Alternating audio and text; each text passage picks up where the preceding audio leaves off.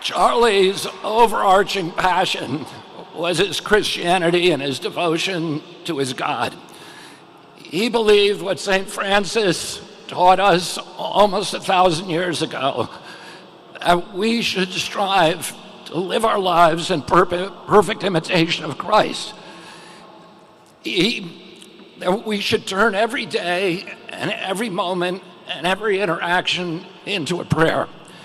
And Charlie understood the great paradox that it's only by surrender to God that God's power can flow into our lives and make us effective human beings. Christ died at 33 years old, but he changed the trajectory of history.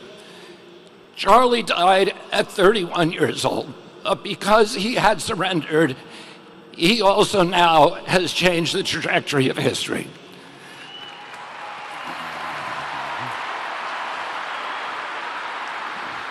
Charlie's other passion was free speech. He understood that the free flow of information was the soil, the water, the sunlight for democracy.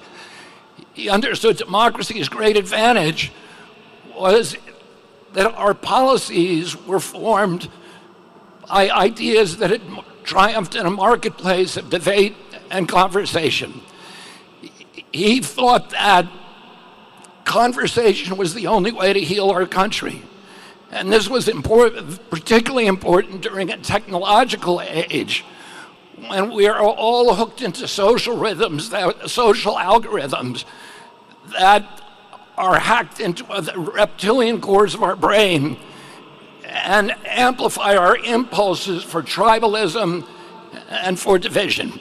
He felt that the only way to overcome that biological impulse was with a spiritual fire and with developing community, and the only way to develop community was through conversation. And so he always gave the biggest microphone to the people who were most passionately aligned against him, because he believed that we need to talk to each other and that we needed to be able to say what we mean without saying it mean.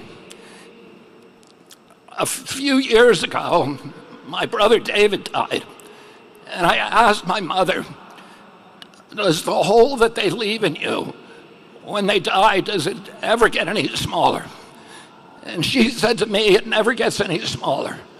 But our job is to grow ourselves bigger around the hole.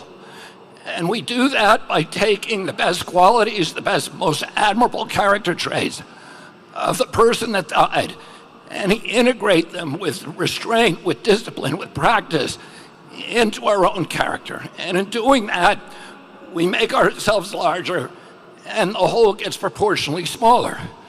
But we also give a kind of immortality to the person who left us, because their work continues through us. A couple of days ago, my granddaughter left for college in Europe.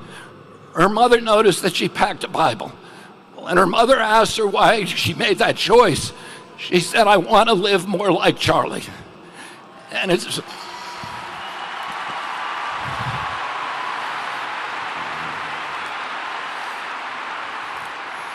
In one of my first conversations with Charlie in July of 2021, we were talking about the risks that all of us take when we challenge entrenched interest, the physical risk.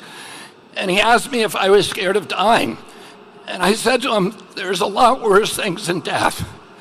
And one of those things is if we lost our constitutional rights in this country and that our children were raised as slaves. And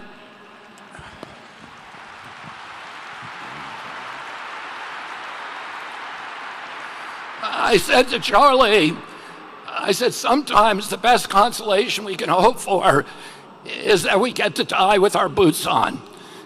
Well, Charlie died with his boots on, and he died to make sure that we didn't have to undergo those fates that are worse than death. Oh, let's remember Charlie.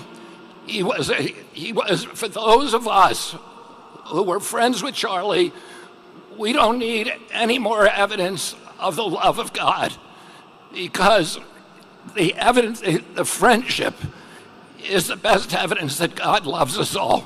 Thank you, and God bless you.